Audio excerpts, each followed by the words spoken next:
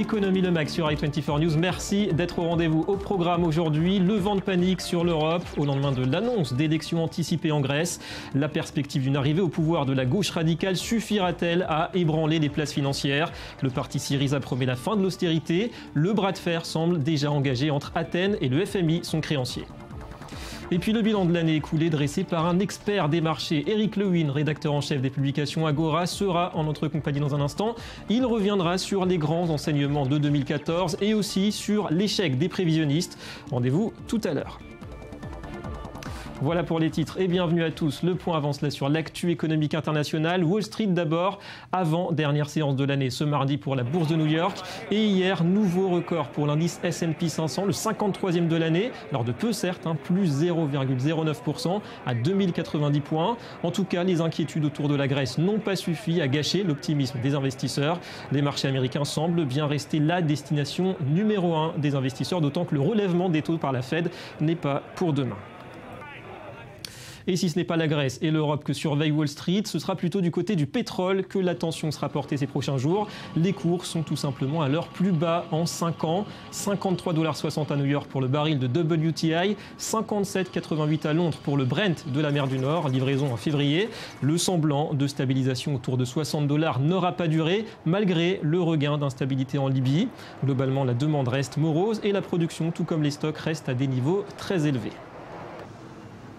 Autre place financière qui fait le bilan en cette fin d'année, c'est Séoul avec une ultime séance en 2014 ce mardi. Alors l'indice phare sud-coréen, le Kospi, a clôturé en baisse, moins 0,64% pour une perte au final cette année de 4,8%. Première baisse d'ailleurs annuelle depuis 2011. Le won, la monnaie de la 13e économie mondiale, aura perdu 4% face au dollar depuis le 1er janvier. Là encore, plus forte baisse annuelle depuis 2008. En Irak, l'heure était au choix ces derniers jours, choix difficile pour trancher sur le budget de l'État, avec des finances publiques, on sait, menacées bien sûr par la chute des cours du pétrole. Hier à Bagdad, le ministre du Trésor a assuré que la loi de finances qui sera soumise au Parlement sera suffisante pour les besoins de base du pays et pour satisfaire à ses obligations. Un budget à hauteur de 103 milliards $, avec, c'est une première, des taxes sur les services publics, y compris sur l'eau et sur l'électricité. Il n'y a aucun ministre, aucun fonctionnaire, personne qui soit satisfait de ce budget. Parce que nous avons dû traiter et faire pression sur tout le monde, en tenant compte des réalités et des revenus disponibles, pour pouvoir répondre aux besoins de base du pays. Nous sommes sûrs et certains que les revenus des 6 premiers mois seront suffisants pour honorer sans crainte nos obligations financières. Nous assurons que notre peuple, que l'Irak n'est pas exposé à un effondrement économique, ni à une faillite. Pas du tout. Nous avons le potentiel et les revenus nécessaires pour couvrir nos dépenses. Et puis un mot de la déflation en Espagne, c'est une réalité, moins 1,1% sur un an pour les prix à la consommation en décembre, 6e mois consécutif de baisse et une tendance amplifiée là aussi par la baisse des prix des carburants. La 4e économie de la zone euro a tout de même renoué avec la croissance cette année, avec un PIB attendu en hausse cette année de 1,3%. Souvenez-vous, 2010, la Grèce est au bord du gouffre. 3 créanciers, Bruxelles, la BCE et le FMI décident d'un plan de sauvetage d'urgence à 270 milliards $. En échange, Athènes s'engage à la rigueur côté budget. Alors ces derniers mois, on avait le sentiment que les heures les plus sombres de la crise étaient derrière, avec le retour d'une légère croissance après 6 ans de récession. Mais hier, c'est la démocratie grecque, démocratie qui est venue tout remettre en question. Les explications avec Johanna Citruc. C'était l'ultime tentative. Elle a échoué. Les députés grecs ne sont pas parvenus à élire un nouveau président de la République. Le Parlement va donc être dissous et des élections législatives anticipées auront lieu le 25 janvier. Un scrutin qui implique la possible arrivée au pouvoir de Syriza. Problème, le parti de gauche radicale est contre l'austérité. Cette dernière année, la Grèce a été choisie pour être le cobaye de l'austérité pour sortir de la crise. Cela s'est révélé être un échec catastrophique. Aucun objectif n'a été rempli. En 2010, l'Union européenne, la BCE et le FMI se sont engagés à prêter à la Grèce 240 milliards €. Ce programme déjà bien entamé doit se poursuivre jusqu'en 2016. En échange, les 3 institutions lui imposent des mesures d'austérité. Aujourd'hui, le pays n'est pas totalement sorti d'affaires. Sa dette représente toujours 175% de son PIB. Pourtant, après 6 ans de récession, il a renoué avec la croissance. 0,4% au deuxième trimestre et 1,7% entre juillet et septembre 2014. Mais face à ce chaos politique, le Fonds monétaire international a décidé de suspendre la prochaine tranche d'aide en attendant la formation d'un nouveau gouvernement. De son côté, Berlin a appelé Athènes à poursuivre les réformes engagées. Et les créanciers ne sont pas les seuls à s'inquiéter, les marchés aussi. Les investisseurs manquent de confiance.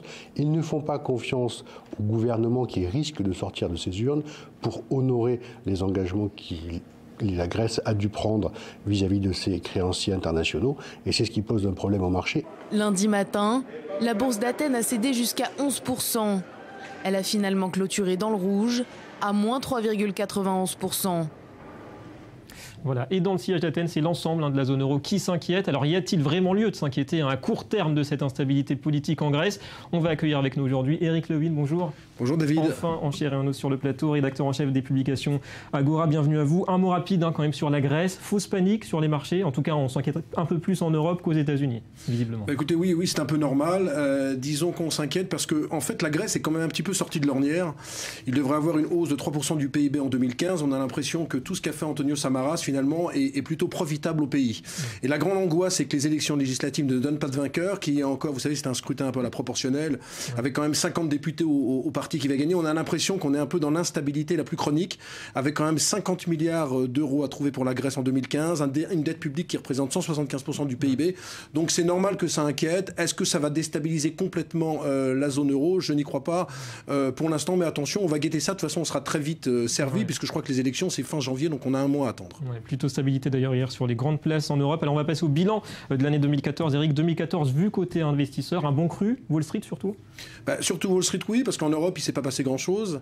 Alors il faut savoir qu'en début d'année 2014, quand même, on avait l'impression que l'Europe allait mieux faire que les États-Unis. Finalement, il n'en a rien été. On a une hausse des indices de l'ordre de 10% aux États-Unis, alors que l'Europe est complètement flat. Pourquoi? Bien tout simplement. 50 records, cette année. Oui, 50 records. Pourquoi? Tout simplement parce qu'il y a une décorrélation énorme entre la situation en Europe et la situation aux États-Unis. On est sur un train de 3,5 à 4% de croissance aux États-Unis, avec un dernier PIB quand même à plus 5%, alors que l'Europe, on est au bord de la déflation, avec quasiment une croissance, on va dire 0+ pour être optimiste. Ouais, surtout pour la France. Une zone que vous connaissez aussi parfaitement, Eric, c'est l'Europe, bien sûr. Grosse surprise cette année, c'est les taux obligataires qui sont restés très bas. Non seulement ils sont restés très bas, mais en plus ils ont baissé à des niveaux historiques pour la France, pour l'Allemagne. Comment vous l'expliquez? Alors, ce qu'il faut d'abord savoir, c'est que moi, je parle sur les taux d'intérêt de faillite des experts quand même, parce que tout le monde, en début d'année 2014, prévoyait un krach obligataire. C'est-à-dire qu'on se disait que les taux ne pouvaient pas rester en l'état. On était, par exemple, en France, au niveau des 2%. Trop de déconnexion entre les taux et puis la réalité économique. C'est pas qu'il y a trop de déconnexion, c'est que les investisseurs se disent la chose suivante. Finalement, si on va en déflation en Europe, il faut mieux acheter des obligations allemandes, même à 0,50% de base sur 10 ans, ou des obligations françaises à 0,8 sur 10 ans, plutôt qu'acheter un autre produit. Ouais. Maintenant, il est évident qu'au cours actuel, c'est assez dangereux, je trouve, quand même, d'acheter des obligations européennes, parce qu'on ne peut pas aller tellement plus bas, sauf si on price une énorme déflation en Europe. Et si on est dans cette situation, il y aura un krach sur les actions, il y aura de véritables problèmes. Moi, je n'y crois pas du tout pour l'instant. Donc j'ai l'impression que sur l'obligataire... Sur les 6 mois, ça ne va pas trop bouger? J'ai pas l'impression. J'ai l'impression que les taux vont légèrement remonter sur les 6 mois en Europe. Mais je vais vous dire, d'un autre côté, la croissance est tellement faible en Europe que les investisseurs préfèrent continuer. Il vaut mieux aussi quand même pour la France. Il faut mieux pour la France. Alors la France, c'est la grande surprise, parce que vous vous rappelez qu'en début d'année, on se disait qu'avec toutes les prévisions de déficit public étaient sans arrêt revues en la hausse, on se disait que finalement la France allait être attaquée, ça allait être le mouton noir de l'Europe. Finalement, il n'en a rien été, tout simplement parce que vous avez des grands investisseurs anglo-saxons, chinois, japonais qui achètent des dettes européennes parce qu'ils ont des allocations d'actifs à faire.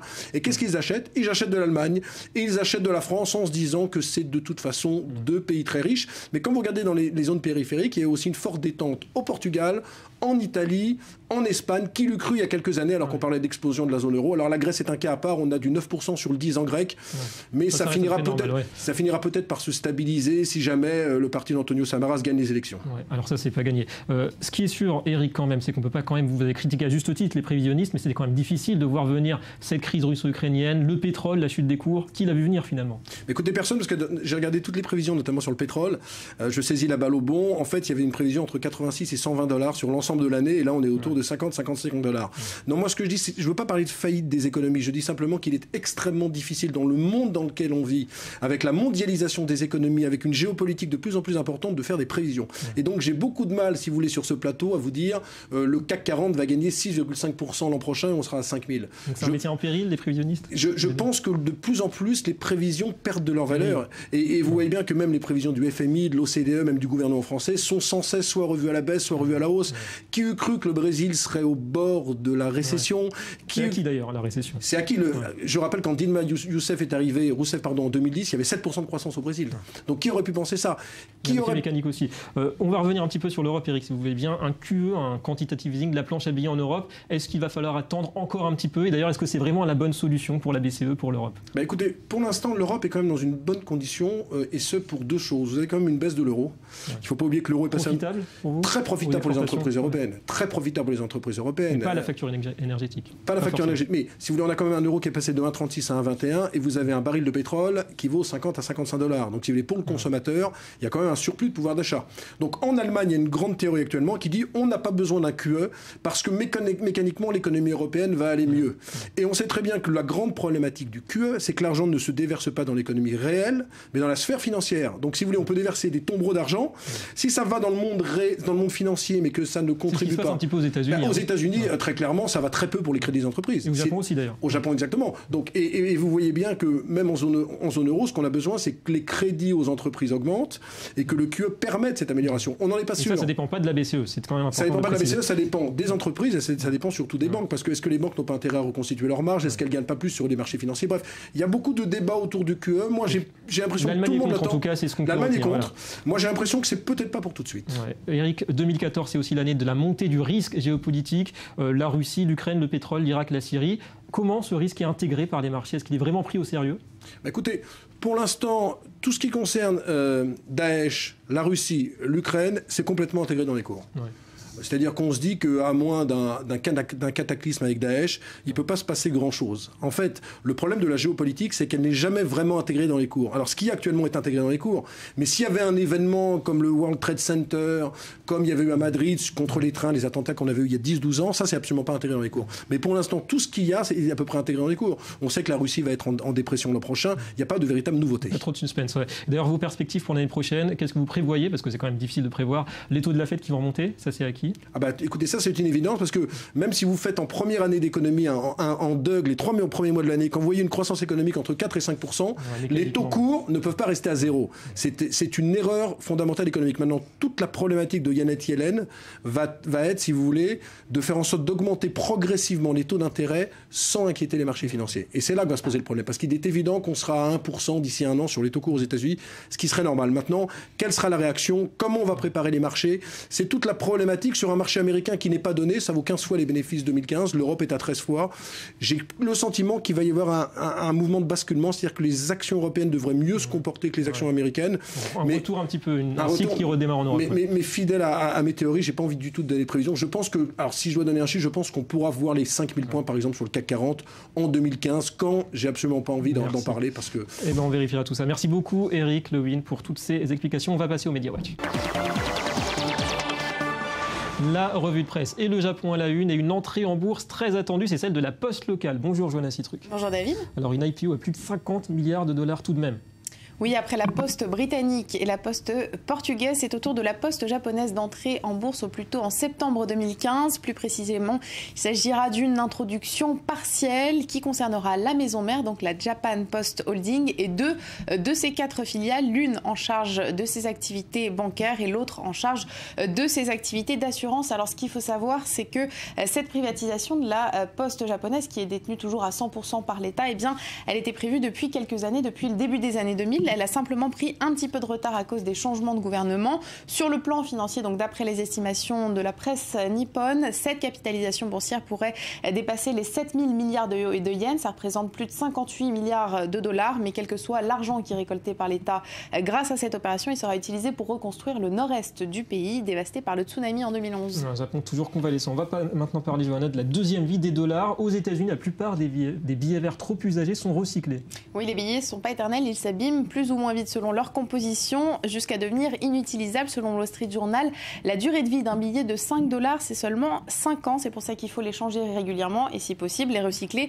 En 2011, seulement 41% des billets étaient recyclés. En 2012, c'était 2 fois plus et aujourd'hui, c'est plus de 90%. Alors quel est le processus? En fait, lorsque les banques locales ont trop de vieux billets, des billets trop usagés, elles les envoient à la Fed, à la Réserve fédérale américaine, qui va ensuite les déchiqueter pour leur offrir une seconde vie. Et l'originalité, c'est que leur seconde vie dépend des régions. Par exemple, à Washington, les très vieux billets, ceux qui sont quasiment en lambeaux, sont vendus comme des souvenirs. Dans le Kansas, ils sont mélangés à du compost et servent d'engrais. Dans l'Arizona, ils sont transformés en isolant pour maison. Et à Philadelphie, ils sont envoyés dans des centrales électriques et brûlés pour produire de l'électricité. Très intéressant tout ça. Merci beaucoup, Johanna, et à demain. À demain. Voilà la fin de cette édition. Merci à vous d'avoir été avec nous. Économie le Mag revient demain sur i24 News avec entre autres un bilan de l'année éco en Israël. Restez avec nous, l'information continue.